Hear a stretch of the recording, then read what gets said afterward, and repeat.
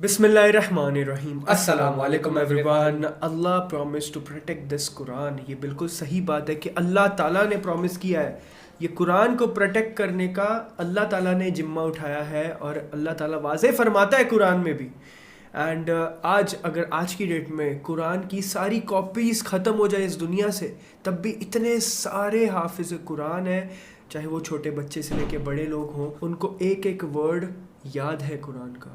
तो that's the reason अल्लाह ताला ने इस चीज़ की गारंटी ली है। तो हमें तो कोई दिक्कत नहीं है, मतलब बट अगर लोग ये समझते हैं कुरान को जलाएंगे तो मुसलमान चुप बैठेगा, हज़रत मोहम्मद सल्लल्लाहु अलैहि वसल्लम की तौहीन करेंगे तो मुसलमान चुप बैठेगा, तो इनकी बहुत बड़ी गलत फहमी है। ये बस पंगे ले रहे हैं, बस उंगली कर रहे हैं, बस दैट्स इट। इनको पता नहीं है कि क्या हशर हो सकता है इन लोगों का। अभी देखो स्वीडन ने ये कांड किया, फुल ऑन पुलिस प्रोटेक्शन में उन्होंने कुरान को जलाने की इजाज़त दी, उस बंदे को प्रोटेक्शन दी, फुल ऑन घेरा था पुलिस का और उसको बोला भाई कर भाई।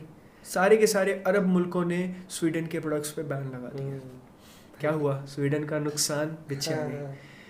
अभी तो शुरुआत है बेटे, तुमने जो ये बहुत बड़ी नाइंसाफ़ी की है ना, इसका हिसाब तो तुम्हें देना ही पड़ेगा। ऐसे ही थोड़ी तुम बच जाओगे। अभी तो तुम्हारा डाउनफॉल चालू हुआ है, आगे आगे देखो होता है क्या, क्योंकि करने वाला अल्लाह है। हम कौन होते हैं कुछ करने वाले। Let's start this video. 28 जून बुध के दिन स्वीडन की स्टॉकहोल्म मस्जिद के बाहर एक मलून शख्स ने एक बार फिर से आज़ादी राय के इजहार या फ्रीडम ऑफ स्पीच का सहारा लेते हुए कुरान पाक को न सिर्फ फाड़ा बल्कि इसके पेजिस से जूते साफ करके इस मुकद्दस किताब पर पांव रखा और फिर इसको आग लगा दी। और सबसे अफसोस की बात यह है कि ये सब कुछ स्वीडन पुलिस और कोर्ट की इजाजत से किया गया, यानी पहले इन लोगों को इन्फॉर्म किया गया कि मैं ये सब कुछ हरकत करने के लिए जा रहा हूँ, लिहाजा इसे बाकायदा फोर्सेस की तरफ से सिक्योरिटी भी दी गई।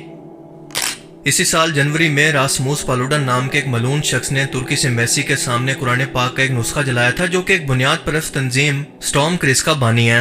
यह तंजीम स्वीडन के अंदर मुसलमानों के इमिग्रेशन और इनके हकूक के खिलाफ काम करती है। इसी तरह से सन 2020 के अंदर भी स्वीडन के अंदर मुसलमानों की इस मुकद्दस किताब को जलाया गया था। स्वीडन का खुद का मजहब क्योंकि प्रोटेस्टेंट क्रिश्चियन है। अगर आप इस फिरके का मतलब नहीं जानते तो मेरी इस पर एक पूरी डिटेल वीडियो मौजूद है, जिसका लिंक आपको नीचे डिस्क्रिप्शन के अंदर या फिर ऊपर आई बटन पर मिल जाएगा। फिलहाल बस इतना जान लें कि ये लिबरल क्रिश्चियंस को कहते हैं, जो कि असल क्रिश्चियन तालीमात के अंदर आज के टाइम के हिसाब से बदलाव लाना चाहते हैं, और इसीलिए ऑर्थोडॉक्स क्रिश्चियन जो खुद को असल क्रिश्चियन कहते हैं, और मुसलमानों को ये बैकवर्ड यानी अपने टाइम से पीछे और जाहिल तस्वुर करके इनसे बाकायदा नफरत करते हैं।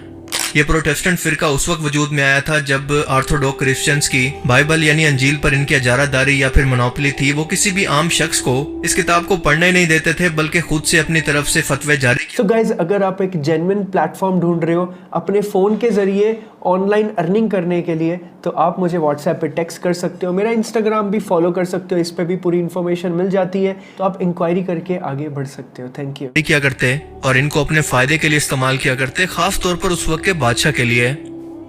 दूसरी तरफ इंटरनेशनल मीडिया ने जलती पर तेल का काम किया और इस्लामोफोबिया को स्वीडन के अंदर इंतहाई तेजी से बढ़ा दिया है। इसके अलावा स्वीडन के अंदर जिस पॉलिटिकल पार्टी की हुकूमत है वो स्वीडन डेमोक्रेट्स की पार्टी है, जिसने इलेक्शन के अंदर सिर्फ 20% वोट हासिल किए थे, यानी 349 में से सिर्फ 79 सीट्स। ये पॉलिटिकल पार्टी हिटलर के नजरिए पर यकीन रखती है और इंतहाई नस्ल परस्ताना है, और इसीलिए मुसलमानों की खास तौर पर इमिग्रेशन के खिलाफ है। वक्त के साथ साथ स्वीडन, नॉर्वे और फिनलैंड जैसे मुल्कों के अंदर इस्लामोफोबिया और मुसलमानों के खिलाफ नफरत में मुसलसल इजाफा देखने में आ रहा है। दुनिया भर में इस वाक़े के बाद मुस्लिम मुल्कों का सख्त एहतजाज देखा गया, मगर हम सभी लोग जानते हैं कि आज दुनिया इकोनॉमिकल और म्यूचुअल बेनिफिट्स पर चलती है। मसलन ये एहतजाज भी सिर्फ उसी सूरत के अंदर फायदा मंद है जब तमाम मुसलमान ममालिक स्वीडन से सफारती ताल्लुकात खत्म करें, इनसे ट्रेड खत्म करें, इनके तमाम प्रोडक्ट्स का बाइकआउट करें और तमाम आलमी फोरम पर इनकी हिमायत को खत्म कर दें, जैसा हाल ही में रशिया ने किया। अमेरिका ने यूक्रेन वॉर की वजह से यूनाइटेड नेशन के जरिए रशिया पर पाबंदियां लगवाई कि सब के सब यूरोपीय ममालिक मिलकर रशिया से ट्रेड को बंद कर दें, तो बदले में रशिया ने, जो कि पूरे यूरोप को सबसे ज्यादा नेचुरल गैस सप्लाई करता था, वो इसने अचानक से बंद कर दी और पूरा यूरोप घुटनों पर आ गया। क्योंकि इन यूरोपीय मुल्कों के अंदर तकरीबन सारा साल ही ठंड पड़ती है, इनकी इंडस्ट्री और इनकी इकोनॉमी इस गैस के बगैर सर्वाइव ही नहीं कर सकती। बिल्कुल इसी तरह से स्वीडन को घेरने का तरीका भी यही है। मिसाल के तौर पर इस शख्स का ताल्लुक इराक से है और ये कुर्द नस्ल से है।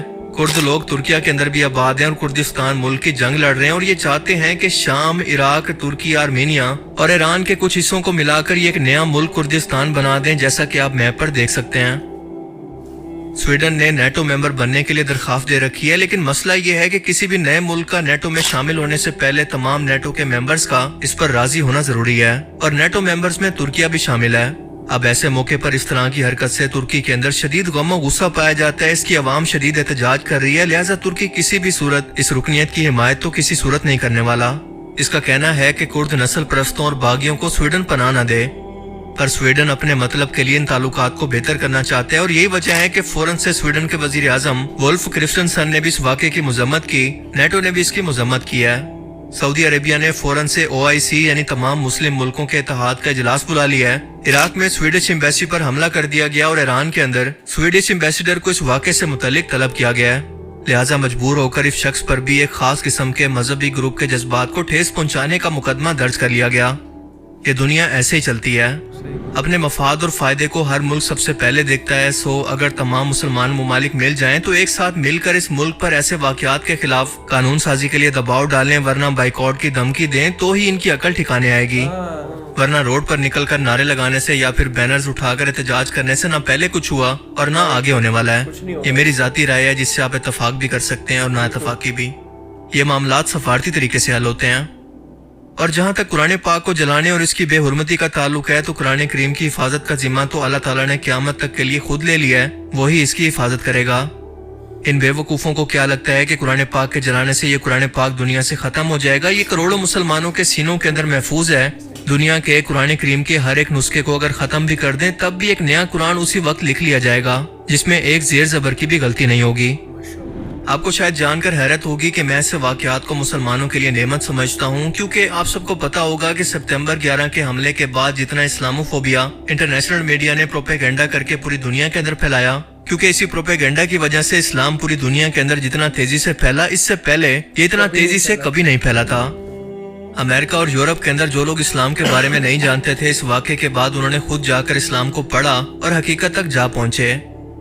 आज इनकी नस्लों के अंदर मुसलमान बच्चे पैदा हो रहे हैं जो अमेरिका और यूरोप के अंदर मुसलसल बढ़ रहे हैं। यहाँ तक कि इस्लाम पूरी दुनिया के अंदर सबसे ज्यादा तेजी से फैलता हुआ मजहब बन चुका है और इस वाक़े के बाद भी यकीनन ऐसे ही होगा। ये लोग जितना ज्यादा नफरत फैलाना चाहेंगे उतना ज्यादा इस्लाम को प्रमोट करेंगे। लोग खुद जाकर कुरान करीम को पढ़ेंगे तो हिदायत तक पहुंच जाएंगे, क्योंकि इस कुरान के अंदर हिदायत है। कोई एक बार इसको पढ़ ले तो इसकी सच्चाई की ताकत के आगे टिक नहीं सकता। ये क़यामत तक के इंसानों के लिए हिदायत का जरिया और अल्लाह ताला ने इसकी हिफाजत का जिम्मा खुद लिया है, जो एक मौजे से कम नहीं है। क्योंकि अगर हम तारीख में देखें तो हजरत मूसा अलैहिस्सलाम के तौरात का ये हाल हुआ कि अब खुद यहूदी भी इसे तस्लीम नहीं करते बल्कि तलमूद पर अमल करते हैं, और तलमूद की हैसियत वही है जो कि हमारे यहाँ हदीसों की है। हजरत ईसा अलैहिस्सलाम पर जो अंजील नाजिल हुआ करती थी वो इसको फौरन लिखवा दिया करते थे, लेकिन आज इसका असल नुस्खा इसकी असल जबान के अंदर कहीं पर नहीं मिलता, बल्कि वो जबान ही दुनिया से खत्म हो चुकी है। आज हाल ये है कि 17-18 किस्म की अंजीलें मौजूद हैं, जिसका तर्जमा करते वक्त किसने क्या कुछ बदल दिया किसी को नहीं पता। ये 17-18 किस्म की लिखी हुई अंजीलें हजरत ईसा अलैहिस्सलाम के 4 साहबियों की लिखी हुई यादाश्तें हैं, और इसके 18 बाब सेंट पॉल ने लिखे हैं जिन्होंने हजरत ईसा अलैहिस्सलाम को देखा तक नहीं है। पर कुरान पाक की हिफाजत का जिम्मा क्योंकि अल्लाह ताला ने खुद लिया है, लिहाजा जिस तरह से जिस हालत के अंदर इसके अल्फाज आसमान से नाजिल हुए 1400 साल के बाद भी इसका एक लफ्ज भी बिल्कुल भी नहीं बदला, बिल्कुल वैसे महफूज है। अल्लाह ताला कुरान करीम की सूरह अल कमर के अंदर फरमाता है कि हमने इस कुरान को समझने के लिए आसान बना दिया, कौन है जो इसको समझे। सही बात है। और जहाँ तक ऐसे शरपसंद लोगों का ताल्लुक है तो इनके बारे में अल्लाह पाक कुरान करीम के अंदर कुछ ये फरमाता है, वो भड़कती हुई आग है, खाल उधेड़ कर कलेजा निकाल लेने वाली। मुझे उम्मीद है कि आज की इस वीडियो से आपको बहुत कुछ नया जानने को मिला होगा और ये वीडियो आपको पसंद आया होगा। अगर ये वीडियो आपको अच्छा लगा तो इसे लाइक कीजिए, और अब मैं मिलूंगा आपसे एक ऐसी ही नई इंटरेस्टिंग वीडियो में। तब तक के लिए अपना बहुत सा ख्याल रखिएगा। Thanks for watching this video. ये था हमारा रिएक्शन, जिस तरह से इन्होंने एक्सप्लेन किया दैट वाज ऑसम, एंड ये बिल्कुल सही बोला उन्होंने कि इस्लाम को जितना ज़्यादा नुकसान पहुंचाने की कोशिश की जाएगी इस्लाम उतना ज़्यादा फैलेगा। एंड हर एक वाक़या, जितने भी वाक़या हुए हैं हिंदुस्तान में, आउट ऑफ इंडिया, कहीं पे भी जितना भी इस्लाम को नुकसान पहुंचाने की कोशिश की गई है किसी के भी द्वारा, उसके बाद लोगों ने इस्लाम को पढ़ना स्टार्ट किया لوگوں نے اسلام کو جاننا سٹارٹ کیا، اینڈ جیسے ہی جانا تو اوبویسلی جس بندے نے اسلام کو جان لیا وہ اس کے بنا رہ نہیں پائے گا. جیسے کہ ہم بھی ایک اس چیز میں ایک ایگزامپل ہے کہ ہم نے اسلام کو پہچانا، جانا اور اسلام قبول کیا. تو یہی چیز ہے، جو انسان اسلام کو جانے گا، پہچانے گا، سمجھے گا دل سے، تو وہ اسلام سے دور رہ نہیں سکتا، بالکل بھی نہیں رہ سکتا. تو that's all guys. I hope آپ کو ویڈیو اچھا لگا ہوگا. اچھا لگا ہے ضرور بتائیے گا کمنٹ سیکشن میں. آپ کی کیا رائے ہے کمنٹ سیکشن میں ضرور بتانا. تو ملتے ہیں اگلی ویڈیو میں. Bye bye, take care.